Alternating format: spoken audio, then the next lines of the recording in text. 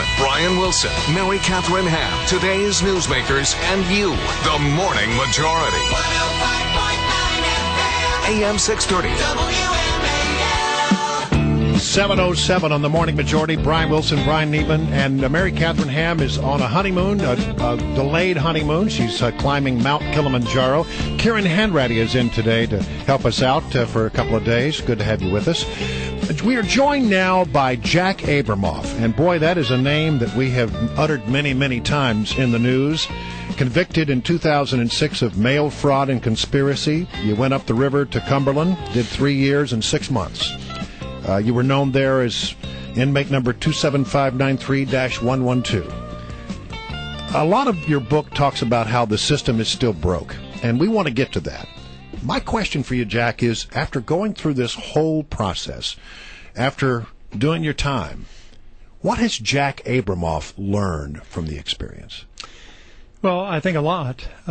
This was a horrific experience from beginning to end. I don't know that it's over at this point. I learned a lot about myself. I learned a lot about where I shouldn't have been in life, how to kind of notice the road signs as one's going as opposed to ignoring them, why it's important not to push the envelope to get to a victory when that victory maybe shouldn't be attained. Because there's a line in Washington, and on one side of that line is proper conduct, and then across that line is improper conduct, and you stepped over the line. Right. So how did that happen? How did you lose sight of where the line was? Well, I think that what happened was that there are lines in the sand, obviously, as you say, and between right and wrong. And I was engaged in a series of battles and wars on behalf of my clients and in the business that I was in.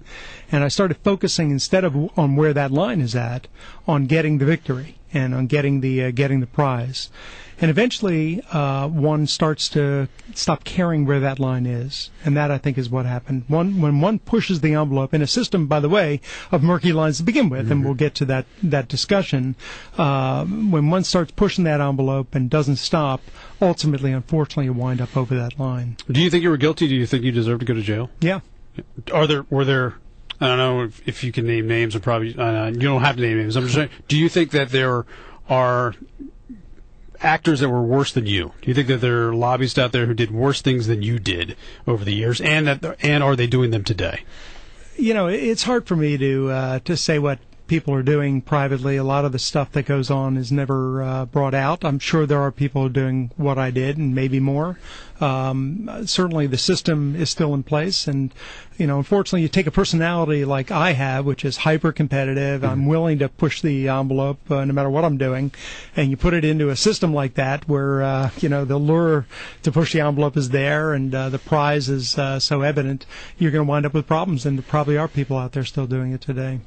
But this is a town of hyper-competitive people. This is a town of Type A personalities, and you're not the only one. You may have been one of the worst, but you're certainly not the only one. Do you think that there's any hope for, cleaning the swamp, as Pelosi said, or can you fix the culture of corruption? Is it fixable? Well, I think the first thing is that we have to recognize that there are human beings in the system, and I should just take a step back for a second and just say that, look, a third of what was reported about me is accurate.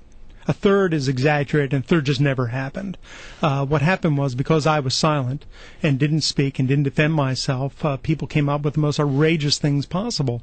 There were papers in Louisiana that were writing that I was at fault for Katrina because I took the money from the levees, which of course is absurd. I never took any money from Louisiana at all. But so things sort of got out of control there. And I think that in terms of looking at people's behavior, we're human beings, and I'm a human being, and I failed, and I sinned, and I made mistakes, and I did wrong, and I committed crimes, and I was punished for that.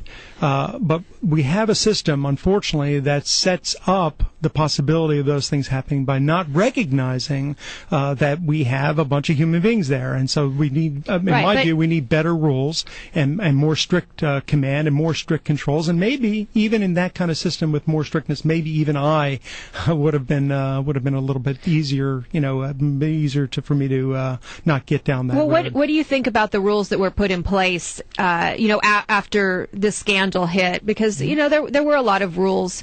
Congress reacted, and in some ways overreacted, I think. There are silly rules out there, right? So that now if you're, you're some staffer and you're going to the fundraiser, if you're standing and you're eating food on a toothpick, that's okay. But if you're sitting down at a table and you're using a fork and knife, that's not okay. Right. That's a stupid rule. Right. So there are rules. So, you said that maybe there are more stringent regulations maybe that could be put in place. What would a couple of those be that would actually make a difference, but that aren't nonsensical? Well, I don't know about nonsensical in the sense of people standing up and eating with a toothpick, which you're right is absurd. But when I was in prison, I had, unfortunately, a long time to think about this and think about my life and think about what happened to me and then think about the system itself.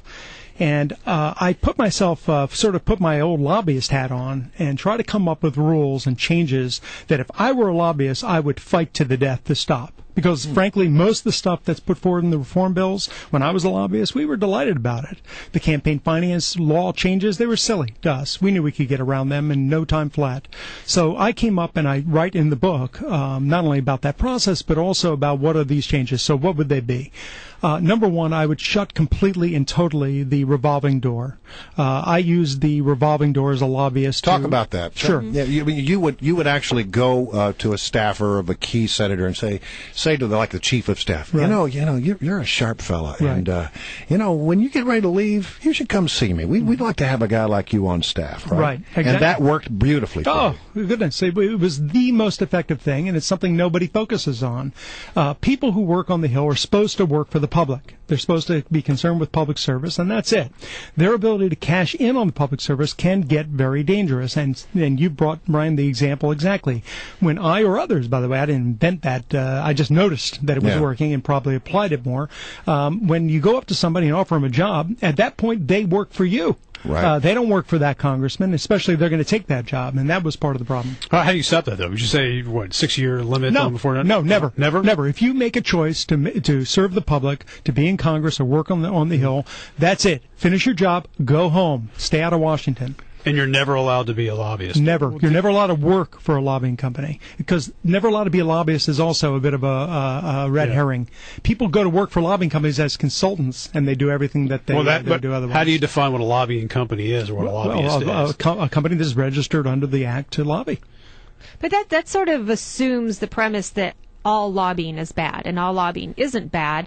And how are you going to lobby, let's say, on tax issues if you don't understand how the committee system works and how tax regulation is written, and you get a lot of that that experience by working on the Hill. So well, it's not the only place you can get the experience. I never worked on the Hill. I understood the process as well as any of the people who work for me. But then that rule wouldn't have stopped you.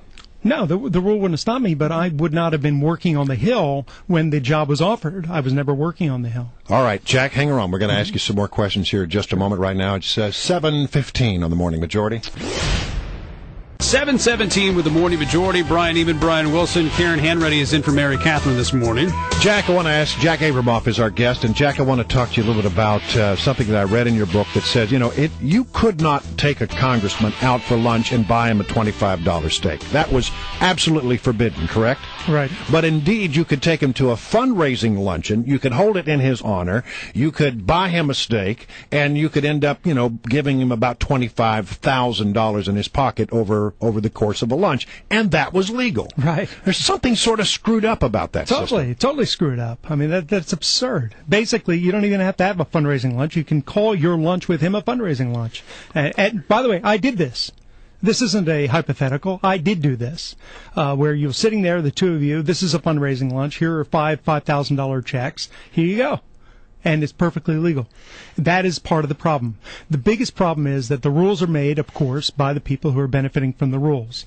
And so what we need in this country, unfortunately, is an infusion of new blood of people who are hopefully willing to stand up and change some of these rules. And the American people need to focus on them so that they can get changed. I don't know if you can quantify this or not, but how much impact does that have on a member of Congress when you're doing these things for him and you're getting him money? Or her money. How much of an impact does it have on their ability to vote with an honest up or down or whatever, or however they want to govern. I don't have a way to quantify percentage-wise, but I can tell you bribery affects people. Even if it's a little bit. Whenever somebody is given something, and by the way, when I use the word bribery, I'm going probably beyond what the law says. I mean any gratuity, any favor, any action that is positive for that individual, that decision maker on behalf of the public. And whenever something happens like that, the natural, normal human reaction of people who get gifts is to try to want to do something positive in return. And that's the interaction that we need to focus on. Lobbying, in your opinion, then, is essentially bribery? No, it doesn't have to be. I mean, if there's no provision of gifts, I think there's a very honored tradition of lobbying in this country. Be able to basically present one's cause, petition the government. What I'm saying is just take the gifts out of it, take the money out of it. I wrote down something you said a moment ago, that you said that 1/3 of the things that were said about you were accurate. 1/3 of those things were overblown, and 1/3 of those things didn't happen.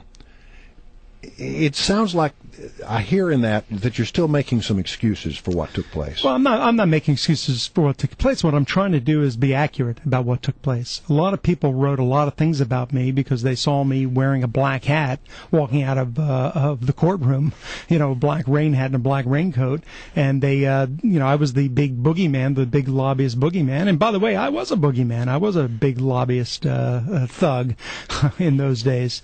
And what I wanted to do in the book is say, look, this is what my life was. It wasn't where I was born and somehow crawled out of the womb and then set out to destroy the world. Here is what happened to me. Here's how perhaps I got off track. Here's what I felt while I was doing it, and here's where I'm at today. Beyond the book, what are you doing these days? Well, right now I'm focused on the book, and I'm focused on trying to help get this message out. I think that I'm trying to make some recompense. Obviously, I have to pay restitution and do other things as well. I'm still on probation, but I'm trying to make some recompense for what I was involved in and what I became by at least using the knowledge that I have from inside to try to educate the people and maybe hopefully bring some change. But I think there's going to be a lot of skepticism, obviously, in this town. A lot of people were caught up in your tailwind and were damaged, right? Some, a lot of them were innocent, paid a lot of money in legal fees. So to all of those people who are skeptical about your true intentions, what do you tell them? Well, I don't frankly tell them anything. I'm not trying to run for office or sell somebody, a bag of coal or anything. I don't really. I'm putting myself out there in a way that, frankly, I don't have to. I could have easily just crawled into a hole and stopped with taking all this public opprobrium that has sort of been heaped on me. I put myself back out there because I feel that I have a mission. I have a way to add something to the debate. I've gotten, for the most part, support from circles that I never thought I would get support from. But I've also gotten some darts thrown at me, a lot of darts thrown at me now, of people saying that, well, why should we trust you? It doesn't matter to me why they trust me or they don't trust me. I'm speaking about what happened. If they want to take it and do something useful with it, great. If they don't, that's their issue. Do you owe any money in restitution? Sure, I owe a lot of money in restitution. How much? I owe $44 million in restitution. That's a lot of money. How do you raise that money? How do you earn that kind of money? I don't know. Yeah. I don't know. If you can give me some suggestions, I'd be grateful. When you were in prison, did anybody from Washington come and visit you? Sure. I got visitors every weekend. I was there 185 weekends, and I got tons of visitors, including a lot from Washington. And visiting you as a friend and to say, Sure. hey, we support you? Yep. Members of Congress as well? Yep. Yeah. Who from Congress would have I'm not visited going to give out names, but I was very grateful to have those visitors who came. The one visitor I talked about who came to see me was Kevin Spacey, who played me in the movie. Right. But otherwise, I don't really talk about who came. Jack Abramoff, thank you for coming in. The book is called Capital Punishment, The Hard Truth About Washington Corruption from America's Most Notorious